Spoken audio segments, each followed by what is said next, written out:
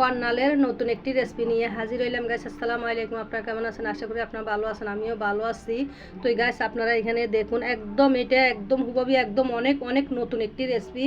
আর কেউ এভাবে আমার মতন তৈরি করছে কিনা আমার জানা নাই, কিন্তু আমার মনে হয় এই নতুন আমি ছাড়লাম এই ভিডিও।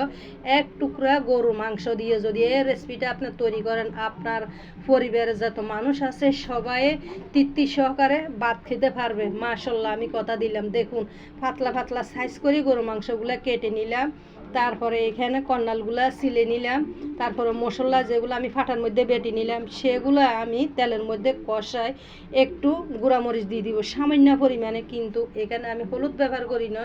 তো যখন আমার কষানো হয়ে গেছে মশলা, তখন এখানে আমি কর্নালগুলো দিয়ে দিব, দিয়ে সামান্য একটু পানি দিব। কিন্তু আপনার এই রান্না হইতে বেশি সময় লাগে না, অল্প সময়ের ভিতরে রান্নাটা হয়ে যায়। তো আমি পরিবেশন করি, আপনাদেরকে দেখাইতেছি কত সুন্দর লোভনীয়।